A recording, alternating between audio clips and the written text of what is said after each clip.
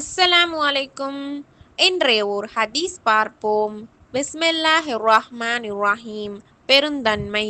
வாங்கும் போதும் விற்கும் போதும் வழக்காடும் போதும் பெருந்தன்மையாக நடந்து கொள்ளும் மனிதருக்கு அல்லாஹ் அருள் புரிவானாக என்று நபி ஸல்லல்லாஹு அலைஹி வஸல்லம் அவர்கள் கூறினார்கள்.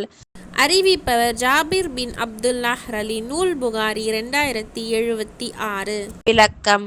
மனிதனின் வாழ்க்கையில் எத்தனையோ பிரச்சனைகளை சந்திக்கிறான். அப்போது பல விஷயங்களில் விட்டு கொடுக்காமல் நம் நிலையிலேயே பிடிவாதமாக இருக்கிறோம். குறிப்பாக விற்பனை செய்யும் போதும் வாங்கும் போதும் விட்டு கொடுக்காத நிலையை மேற்கொள்கிறோம். ஆனால் இது போன்ற நிலைகளில் கொஞ்சம் விட்டு கொடுத்து நடந்து கொண்டால் இறைவனின் அருளை பெறலாம்.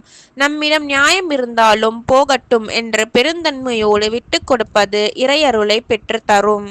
நமக்கு தர வேண்டிய பொருட்களை கேட்டு வழக்காடும் போது கொஞ்சம் குறைவாக தருவதாக கூறினால் சரி என்று பெருந்தன்மையோடு விட்டு கொடுக்கலாம். இதனால் இறைவனின் அன்பையும் அருளையும் நாம் பெற முடியும்.